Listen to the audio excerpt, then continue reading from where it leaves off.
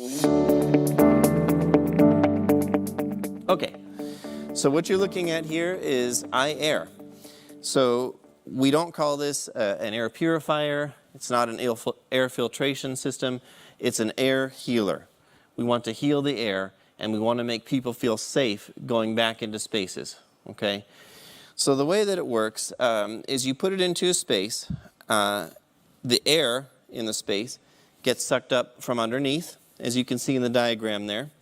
Comes in from underneath, then goes through the first pre-filter. The first pre-filter takes out the large size particulates, that's like the 10 and the 8.5 size particulate matter. Goes through a carbon filter at the bottom. Then the air is given a full 2 seconds in a UV A and C kill chamber. Those 2 seconds are crucial for how this works. What it does is, as the air is in there for those 2 seconds, which is a long time in terms of air, it's bombarding the virus, the microorganisms, with UVA and C light. The UVC light is particularly important when we talk about coronavirus, which is an encapsulated virus.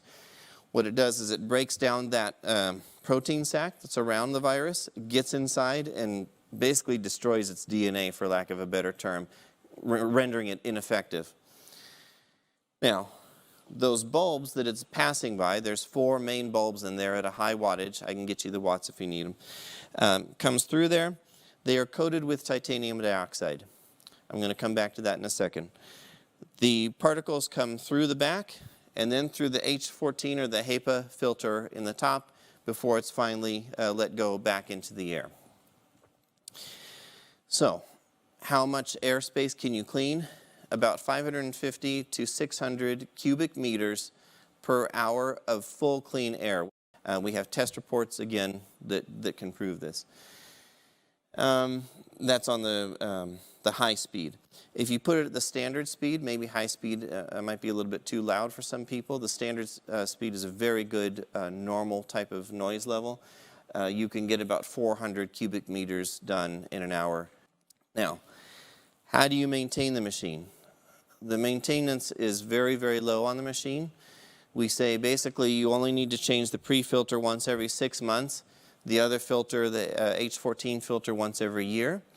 The reason it's once every year is because if you remember me talking about these bulbs being titanium dioxide coated, what that does is as the air is going through the system, that titanium dioxide converts it to a hydrogen peroxide gas, which then bombards the back of the H14 filter and basically cleans it.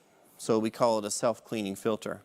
Because imagine if you didn't have that, what would end up happening is I'd open the top here, I'd pull out my filter, and now all these germ colonies have formed on the back of the filter that I am now inhaling or that are going back into the room. So it's nonsense. That doesn't make any sense. Now I can have, I've actually done the bacterial testing on this to actually see it. I've let the machine run for a month and then actually done bacterial growth tests on the back of it and get no bacteria on the back of the filter. So it truly does work. I can attest to that myself. So you have a self-cleaning filter. The bulbs would need to be changed about every 2 years. Are there any questions about it? Yeah, just to check, Ryan, so you're saying the HEPA filter is every year? Yes. Okay. Yeah, and the reason is not because it's dirty. It's because it would just get clogged with all these little dead virus bodies. And so it would reduce the airflow if you don't put a new one in. Oh, and there's a few other things. It can be scheduled, so you can schedule it if you want it to work only 8 hours a day. But we find it's most effective, and those time frames that I gave you are based on 24/7 working. It's not based on 8 hours a day, but you can schedule it if you like. Yeah, because Ryan, you can move the machine around. There are wheels under it. Yeah, there's casters, yeah. But it's not really made to work 2 hours in room A, then 2 hours in room B, 2 hours in room C, huh? No. And what we're doing is we're putting together test kits where you can actually see the results, and you can see them right away. So, for example, if I took an air particulate matter test right here, I would get a certain number of X size particles. If I turn it on and I'm within a half meter to a meter, you immediately start to see the particles just drop, drop, drop, drop. So we're putting together some kits that we can prove the clean.